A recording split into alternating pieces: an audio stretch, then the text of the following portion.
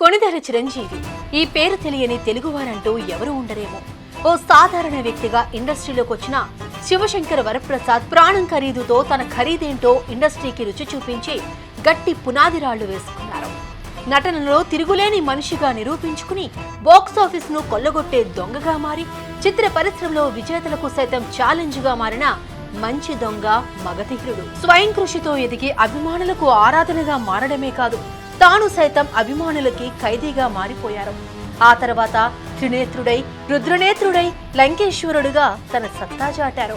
జగదేక వీరుడులా అతిలోక సుందరితో వేసిన స్టెప్పులకి ఇప్పటికీ చప్పట్లు మోగుతూనే ఉన్నాయి. గ్యాంగ్ లీడర్ అయినా, ముఠామేస్త్రైనా నమ్ముకున్న వారికి ఆపద్బాంధవుడు ఈ బిగ్ బాస్.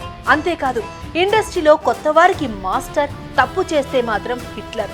సినిమాలు చూడని వారితో కూడా చూడాలని ఉంది అనిపించిన అన్నయ్య సినిమాలు ఇంద్ర, ఠాకూర్, శంకర్ దాదా, అందరి వాడిగా జై చిరంజీవి అనిపించుకుని స్టాలిన్ గా సమాజంలో ఎలా ఉండాలో చెప్పారు. చిన్న గ్యాప్ ఇచ్చిన ఖైదీ నెంబర్ 150గా సైరా అనిపించి మళ్లీ తెలుగు ఇండస్ట్రీకి గాడ్ ఫాదర్ గా నిలిచి శివశంకర్ అంటే భోలా శంకర్ అనిపించుకున్నారు.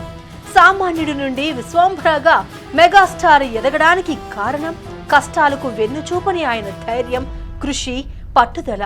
కోట్లాది మంది అభిమానాన్ని మూటగట్టుకున్న, లక్షలాది మందికి స్ఫూర్తిగా నిలిచిన పద్మ విభూషణ మెగాస్టార్ చిరంజీవి 69వ బడిలో అడుగు పెడుతున్న శుభ సందర్భంగా ఆయనకు సుమన్ టీవీ తరపున హృదయపూర్వక జన్మదిన శుభాకాంక్షలు.